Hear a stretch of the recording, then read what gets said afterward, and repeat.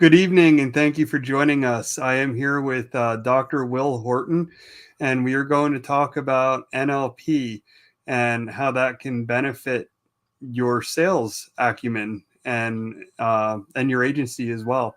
So, Dr. Horton, thank you for joining us tonight. Glad to be here. For those of you that don't know, Dr. Horton has 40 years of experience working with NLP. And he trained with one of the founders of the program. Is that correct? Both of the founders and all the original core group. Okay. So for those people who aren't familiar with it, NLP stands for neuro linguistic programming. And as I understand it, it's sort of a way of communicating. It's using certain keywords, maybe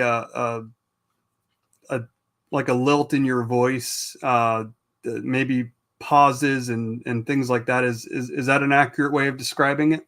Yeah, and what it does is it's neural, so it's the neurology of the brain, language, and how it all goes together into programs that we run. And it, like I said, it's been around since the 70s.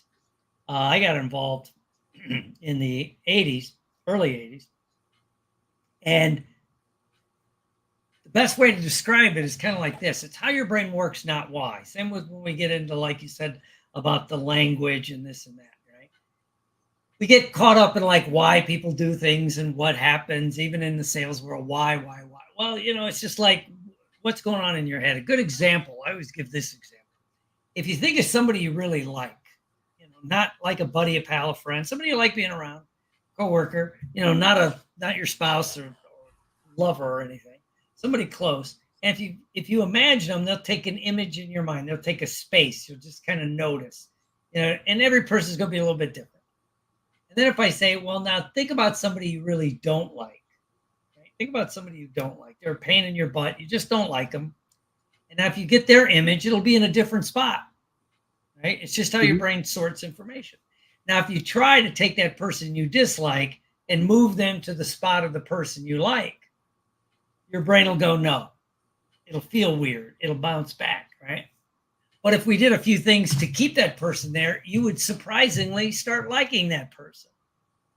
Okay. Right? Because it's kind of like when you were growing up, how your parents always said, watch out who you hang out with, right?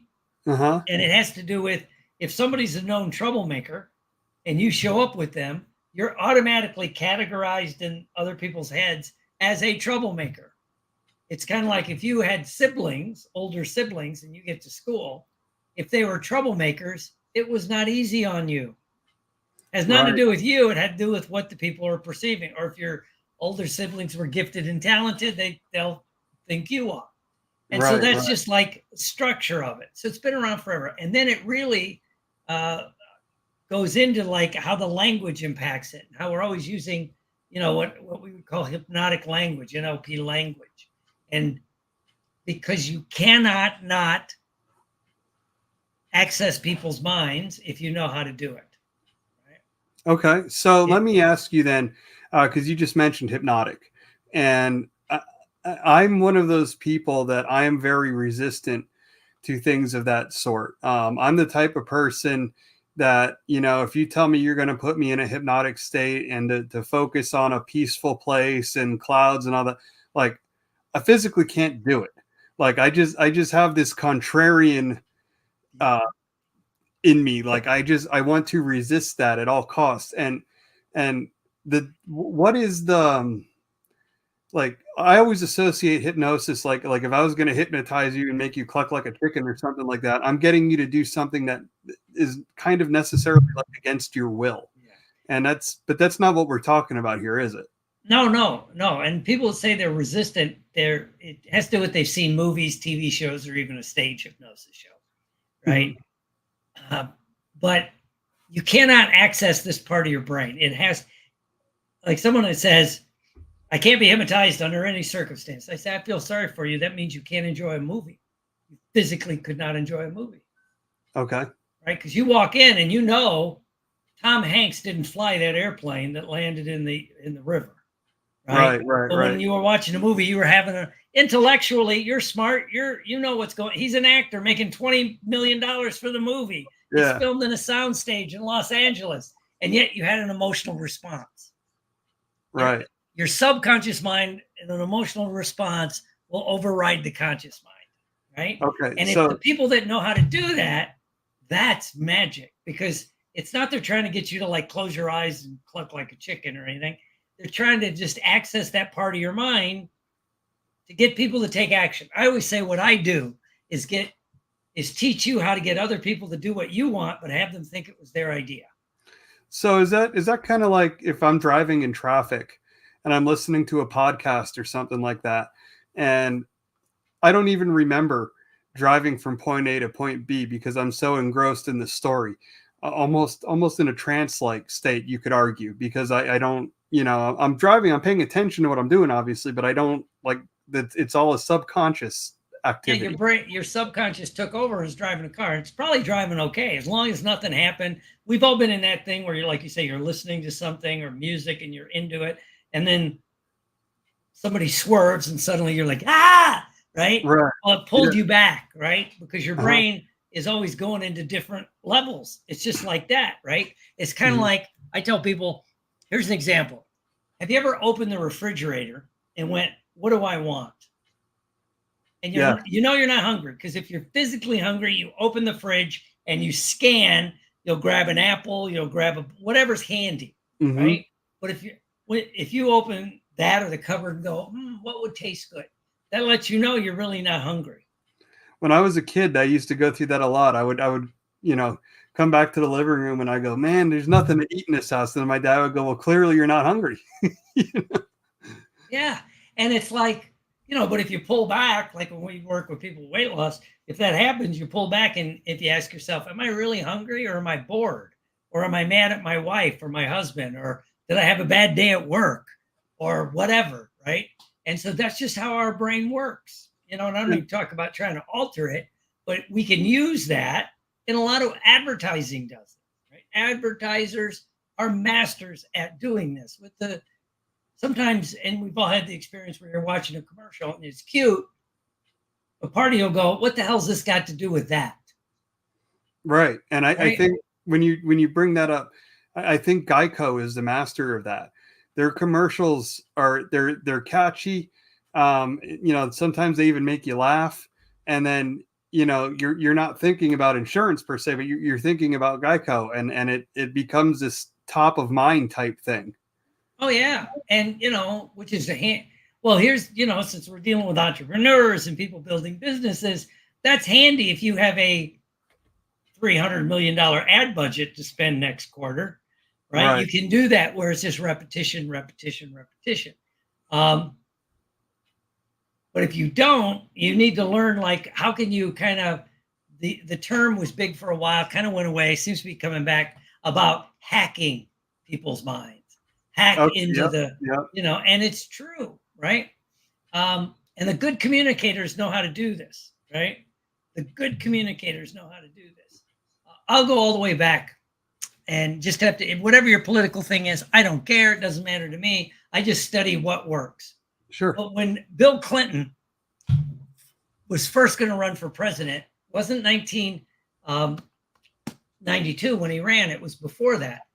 And he gave a speech at the Democratic National Convention. And, he's a brilliant man. Everybody in that party loved him. So he had the keynote speech, which is where the next big thing is going to be. It's like, and so he gives this speech. It was horrible. He sounded like what he is, a Georgetown or was it Yale graduate, Georgetown lawyer, Cambridge, Oxford scholar. It was detailed. If you're into that, it was a good speech. For everybody else, you turned off the TV. His career was politically dead, right? But he's a brilliant man. He is a brilliant man. And so he went and he asked the people, well, what went wrong? They said, well, you gave all these facts and figures. Nobody cares. You didn't make anybody feel anything. So he went off and he studied NLP, right? And he really studied it. And Tony Robbins was one of them. But there was a couple other people. I could give the names. But they taught him, again, it's not what you say, it's how you say it. And then when he came back to run for president in 92, it, it wasn't looking good, but suddenly he starts talking like Bill Clinton with the Southern drawl, and he kept connecting with the people. His big line. I feel your pain. Yeah, and I'm just a good old boy from Hope, Arkansas. Yeah. I'm the child of a single parent and all this other stuff, right? Because what he did, it connected with the people, right? Mm-hmm. When he went down, they were doing a debate, and President Bush is up there, and this other guy, Ross Perot. Anyway, they were asking him questions about how can we help people that aren't getting the help they need. Well, Ross Perot couldn't answer the question, and the President Bush, the first Bush, God love him, but he just couldn't connect, right? Right. I mean, his grandfather was a senator. They named a library at I think Yale after him, after the family. So I would say there. So Bill Clinton comes down and goes to the people that were asked the question. He goes, I feel your pain. I know what it's like to be, and then that's when he said, I'm a child of a single parent who had to work hard. And then he went like this. He did this motion where, and you got to remember, like President Bush is here and Ross Perot, he goes, I wasn't born with a silver spoon in my mouth. I only went to college because I got a scholarship. And he did it with that. And then suddenly, whether you like him or not, put that aside, he won the presidency. Right. Yep. And then you fast forward, the next guy that really studied it, that took it to the next level, was Barack Obama, right? Because it's how you communicate. And even Donald Trump has studied, how do you put your message together? How do you connect with the people, right? Yeah. So it's like, yeah, it's out there. And then I tell those people, and they say, that's being manipulative, that's doing that. And I'm saying, that's like saying, when we were at war in Afghanistan, we shouldn't use any of our advanced weapons, helicopters, planes. We should all just get, on horseback and fight on an equal footing. No, right. It's a technology that's used, right? So if you know the technology and you don't use it, that's not good. So when it comes to sales and marketing, you're trying to run a business. Again, you don't have a $300 million budget. So you got to do stuff that works fast and effective, right? And it's about connecting. It's about telling the story. What's your story? And how you tell your story. There are some people that I've had little sidebar discussions with them about NLP and stuff like that, because I have a lot of friends in the entrepreneurial world. And there seems to be, and this is a very unscientific study because this is just my friends. So it's not like, but my friends that are in their 50s or older, they seem to think that NLP stopped being relevant in the 90s. My friends that are younger tend to be more open to the idea of using it. So what would you say to people that say it's not relevant anymore? Well, it probably goes back to the 80s when it was really starting to take off. And, it was designed basically as a therapeutic modality, honestly, right? To help people make changes, which is great. So, but some of the business people got a hold of it. Like, oh man, let's do this, let's do that, right? Mm. And so whenever there's a need, people will step in to fill the need, whether they got the skill set or not. Okay. Right? And so what happened, you get all these therapists that said, I can do an NLP for sales training, right? And so they started trying to train it, but they were thinking like a therapist, not like a business person. It's a different, it's apples and oranges. Okay. Right? It's like,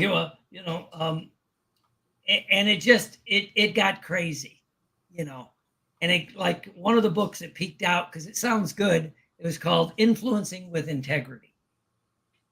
Right? It was sure. big. This sounds good to me. Yeah. Sounds good. Except my first question, I met the person that wrote it. Whose integrity are you talking about? Right? And again, that's an NLP thing. It's like everyone, what they consider, if you're a true, like, I'll just say it, if you were a stockbroker on New York, you know what integrity is? Selling the most stocks you can at the highest possible price. Right. You got clients that are relying on you to do that. So that's the integrity right there. Yeah. And then you run into somebody who goes, no, it's okay if you lose money as long as you have integrity. So it's like, right? And so you had people that really weren't able to teach it out there trying to teach it. So again, that age group, that 50s, I'm in that realm, right? A little older in that realm. It kind of got a bad thing, right? So it got diluted, you would say? It got diluted, and it didn't quite work out the way that they wanted. But then again, when people say that, I go, yeah, I guess, never worked for Tony Robbins. And then they look at you if they know, if they're into entrepreneurship or anything. Well, no, Tony Robbins is a billionaire now. Yeah. Right. And if you go back and you read his first 2 books, it's all NLP. It's the first book is the basic NLP course back from the 80s. He just told stories, made it relevant. And then he started using it for business in the early 2000s. He came up with business mastery, business courses, and it was all, how to apply NLP to business, how to get your point across, how to motivate your team. Salesforce was built on this, this kind of, getting motivated employees, and tagging into what's important to them, right? I think it's the guy from Salesforce says, it's not just as important who you hire, it's just as important who you don't fire. Right. Yeah. Because you got to keep, and the military uses this stuff, right? On how to get the mindset going. And so it's still really relevant if you have someone that can break it down into small enough chunks without getting lost in theory, without using stuff that doesn't work. No, see, and it makes a lot of sense to me because I kind of look at, with everything there is an etiquette. And even if you're a 9-to-5 employee, if you want a raise, there is a way to ask your boss for a raise. You don't just walk into his office and go, hey, I need a raise, or I want a raise. There is an art form and an etiquette to how you present that argument. And that's kind of, when I first heard of NLP, that's kind of exactly what I thought about. There's saying something, and then there's the art of saying something, and making sure that when you broach that topic, you do it in a way that speaks to that audience, in a way that they're going to be receptive of it. And to your point about Bill Clinton and Barack Obama and such, that is the lifeblood of politicians. They need to have that audience receptive to their message because they want that vote. So it makes sense that they would learn certain speaking techniques and certain things. I mean, that's why there's focus groups and stuff like that for them to go in front of and hone these messages. But as I understand it, this delves a little deeper, and you're looking more at universal communication principles. It's like, oh yeah, like if you're trying to sell something, the people you're talking to, there's 2 basic motivations that people use. You either move toward a goal, right? It's very simple, right? Or away from pain. We kind of know that, Freudian, right?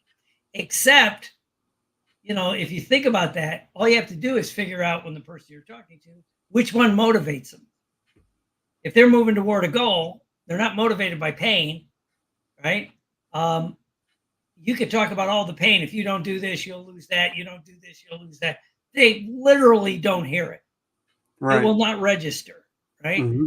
And vice versa. I saw it in Asia because they almost did it back to back. I thought it was brilliant. There was a commercial for life insurance, right? And it was the first one was, showed a guy with his family. Then it showed it's so classic, I'm telling you. It shows an empty pair of shoes, men's shoes.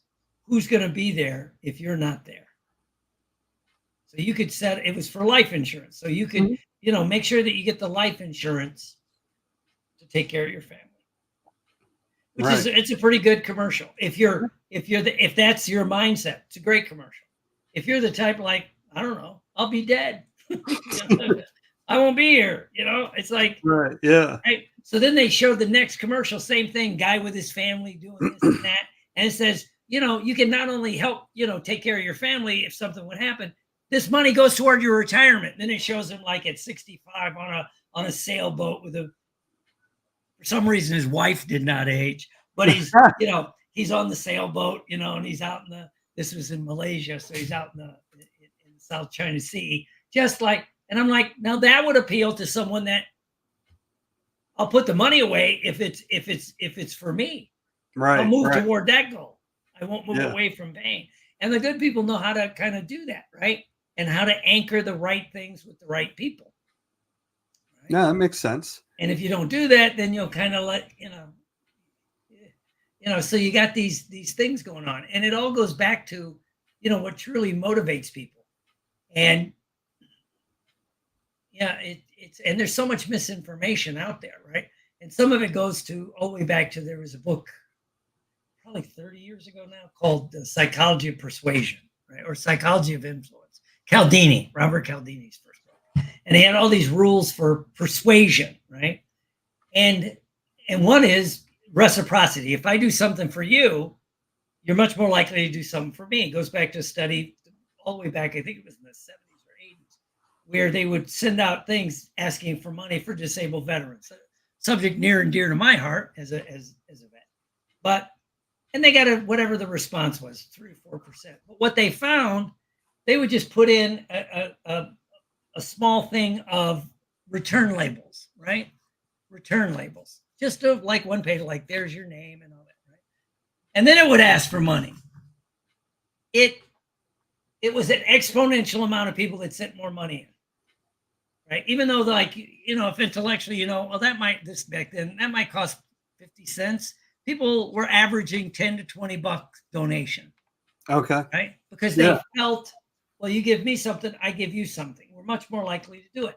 That's great. But very few people, again, how things get watered down, like NLP, and Cialdini's mentioned a few times, he goes, everybody forgets the part where later on he talked about reciprocity only works when it's close in proximity to the time you gave it to the person. If I do a favor for you and I'm thinking, well, now he's going to owe me one, and I ask in 6 months, you'll go, what? Yeah. What have you done for me lately? Yeah. Or even if you remember it, you will downplay it. It's just the way your brain works, right? Mm-hmm. And and so it's like you need to set that up. And the other one that people forget, and this is where people, it really hurts, you could do something for someone, but if they're in a real power position, it will have no impact on them. There's no reciprocity, right? If they're the CEO of a Fortune 500 company, or a politician, like a senator, they're used to people giving them stuff, right? Or giving them favors. It's like, of course, it's like breathing for them. Yeah, it's like, so you kind of wait unless you go and find out something really personal, right? I got to do one thing once. There was a guy, and he was trained in all this. None of that works on me. I'm like, okay, we'll see, right? So I wanted him to help me with a project. He's like, whatever. And I knew other people that asked him for favors, but I found out back channel, he loved this certain brand of cigar, right? Had nothing to do with business. So everybody else showing up, like giving him stock tips or all this other stuff. I just dropped by his office, gave him 2 of these Cuban cigars, whatever they were, these cigars. So then I called the next day. I also knew you had to do it quick. Called the next day. His secretary was pissed. God damn it. Now this place smells like a cigar. So I got him on the phone. He goes, now what was that you wanted to do? I told him. He goes, no problem. Yep. But it was personal. I took it personal. Yeah. I added the personal level, not just the business level. Right. And so, that's like adding these like things. And then you add in the language of it, how language impacts your brain. Again, you're moving toward a goal or away from pain, right?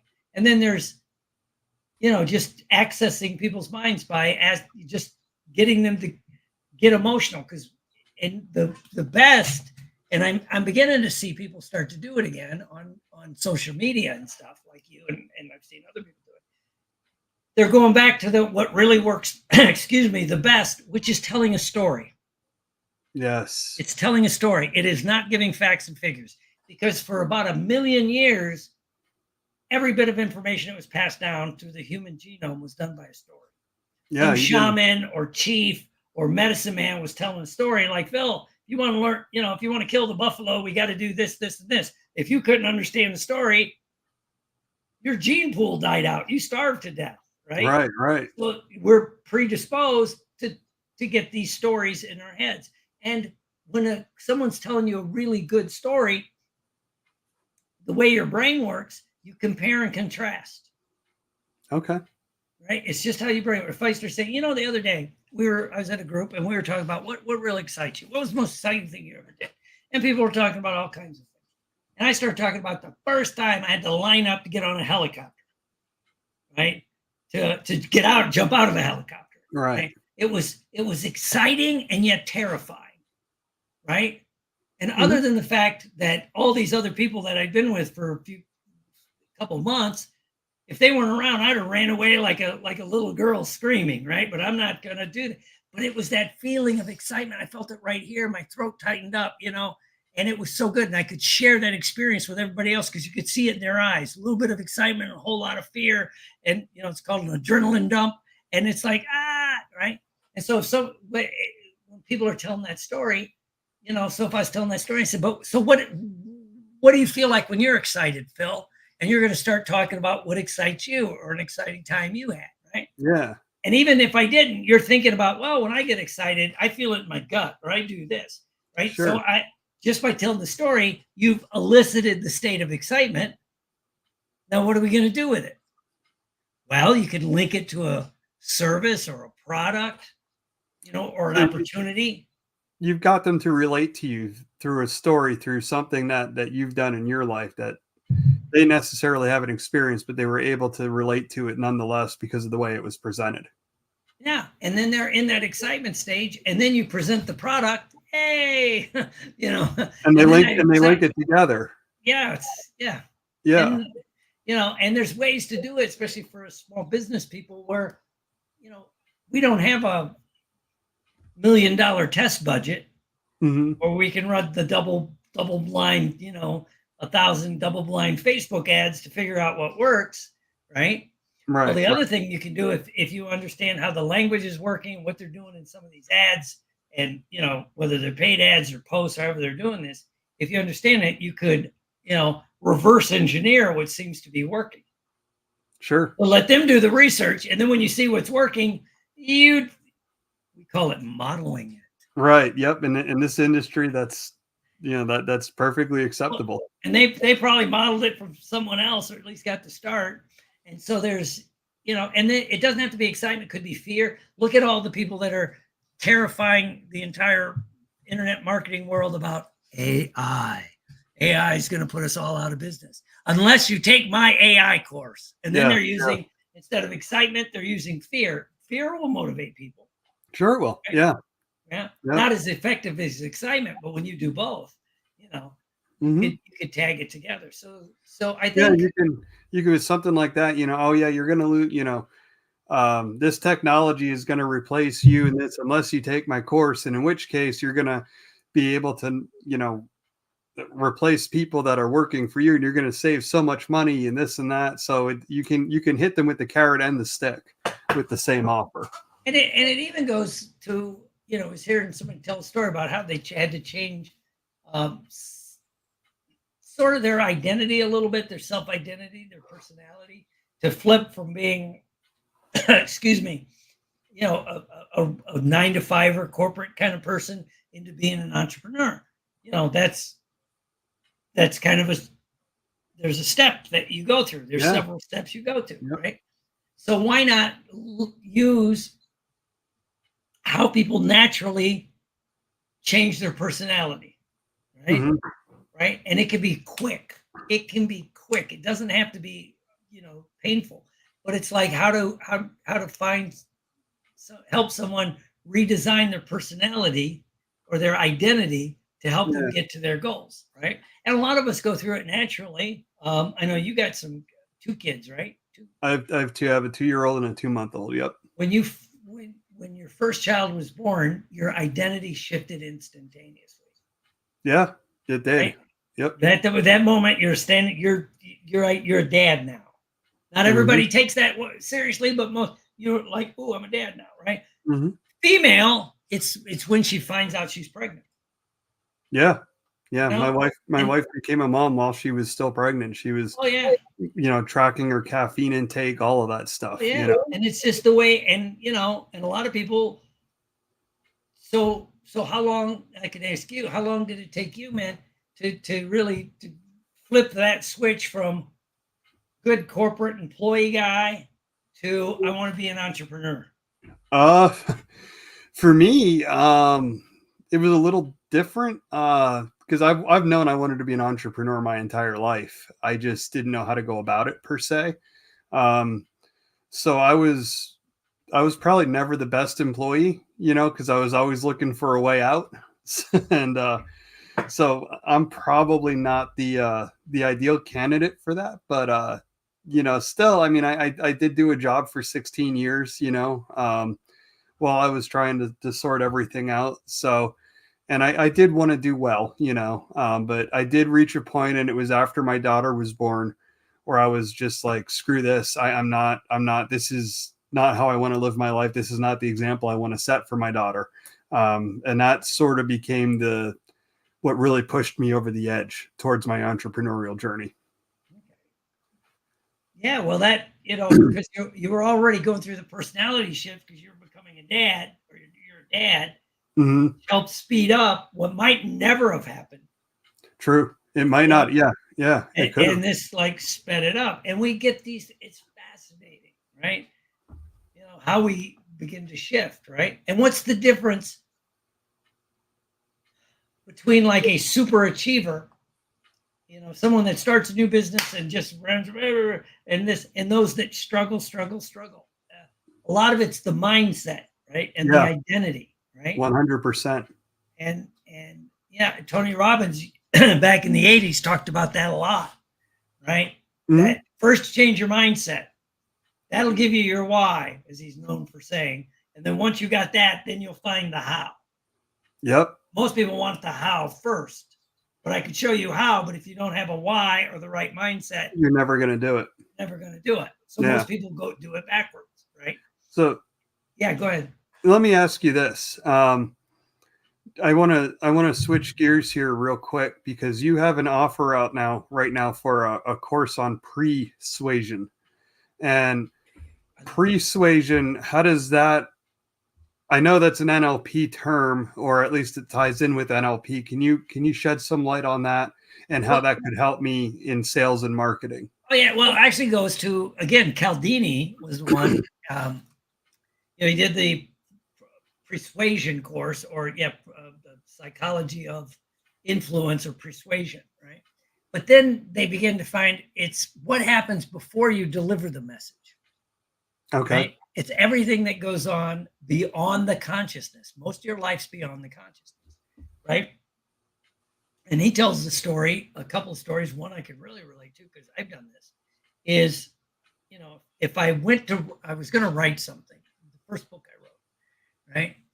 Which actually was a thriller with a lot of violence. It has NLP and hypnosis in it, but it's, my other profession's an actor. So I was writing this. Okay. If I sat at my desk, I couldn't write. When I'd start writing, I'd start editing. I started it was going to be more like a research article, right? So I could go to the library. And once I got in the library and I'd put a couple books out, action books, stuff like that. Suddenly I could write a book. And it was the things going on around me. I'm sitting in my office. There's my license or my diploma. I think I was working on my license at the time. There's journal articles, there's this, right? But when I go to the library, I'd set up a different environment that do things differently, right? Same with, they found this study where they took a mattress. This is one from his book. They took, it was a mattress company. And on the landing page, they put up the first landing page and had all these fluffy clouds, right? And then it would put a mattress up there, right? Okay. I'm kind of simplifying it. But what they found is the people that landed on the page with the fluffy clouds bought the most expensive, comfortable mattress. And then they had a different one, and you'd randomly go to it, and it had like pennies and quarters, change in the background. It was just a background picture. And you can see it. And it had mattresses. The people bought it about the same rate, but they bought the cheapest version they could buy. Okay, so Because it was the setting the one in the tone. background, yeah, the one you're thinking comfort, you'll pay more for comfort. Yeah, But yeah. if you get there and your first preset or your persuasion is cost effectiveness, you'll buy the cheaper ones, Yeah, and you know, right? it's funny you bring up mattresses and you talk about this. I was like, by no means would I consider myself a mattress connoisseur or anything like that, but I was talking to a friend of mine many years ago, and I remember him telling me that he bought this expensive mattress because he read an article and it said, like, you sleep 1/3 of your life you spend sleeping. Like, why wouldn't you buy the most comfortable mattress? And that stuck with me. And then, years later, I need a new mattress.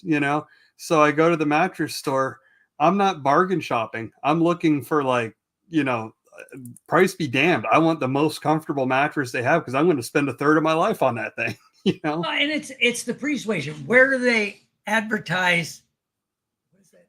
It's a mattress. Sleep Number. It's one of the most expensive mattresses you could buy, right? Yeah. They do it on the NFL when there's NFL games.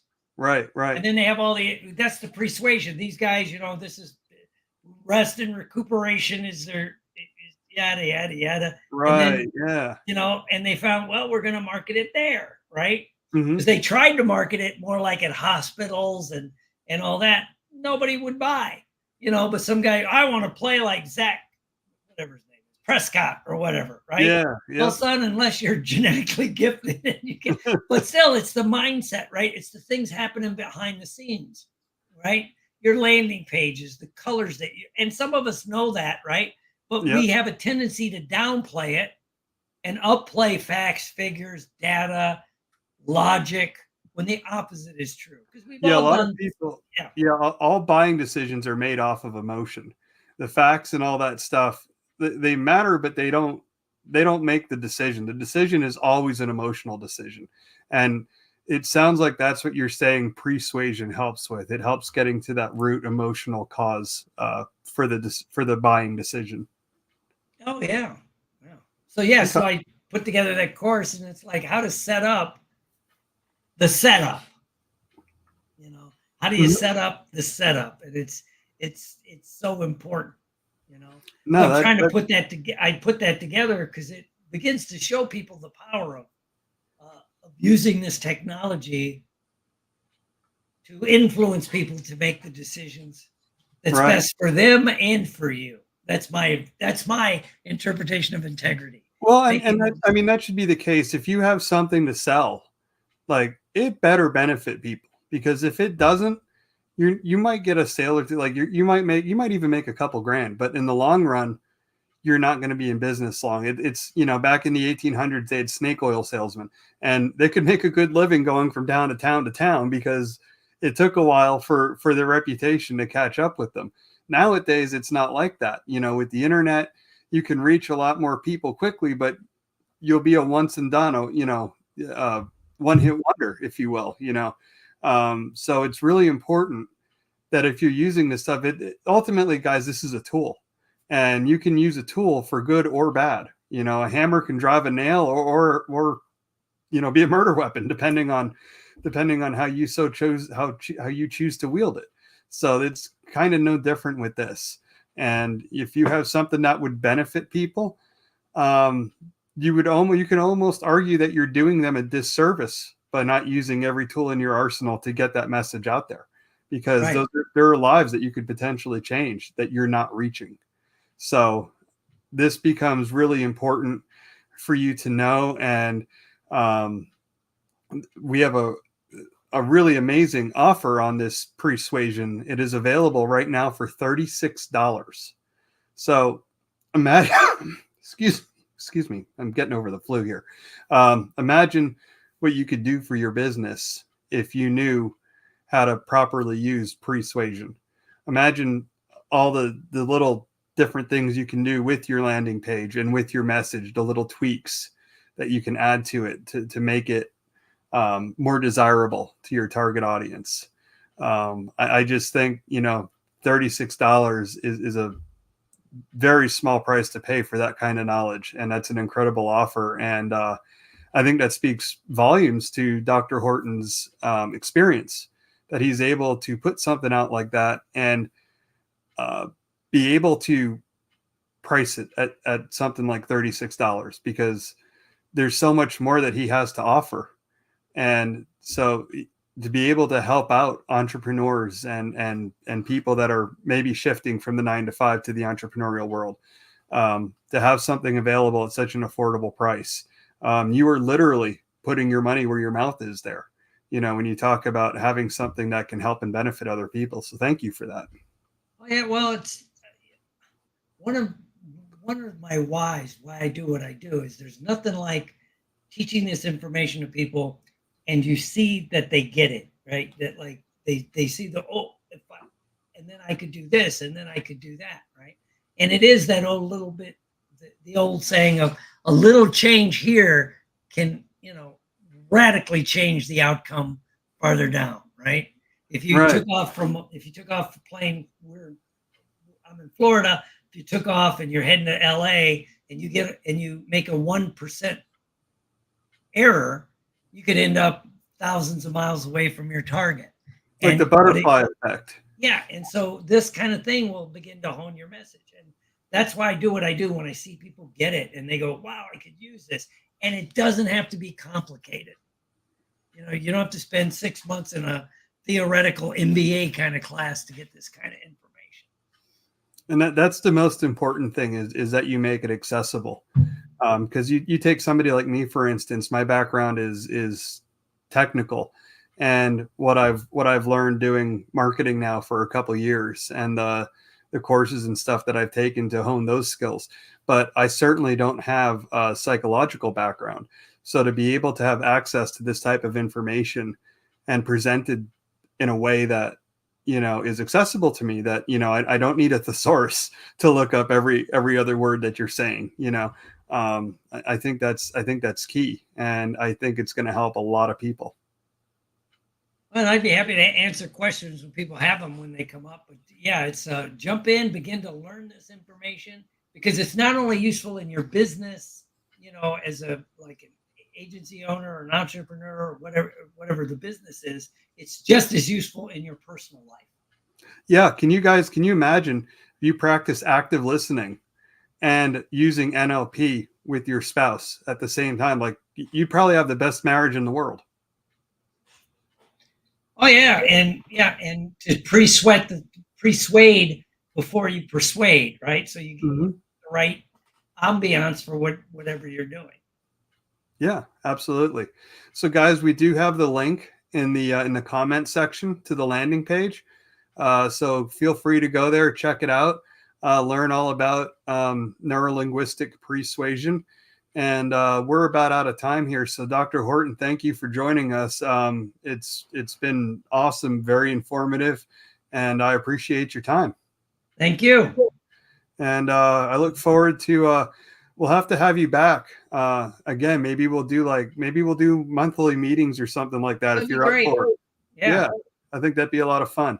So thank you again, and I look forward to speaking with you more about these topics later on. Thank you. All right, you guys have a good evening. Take care.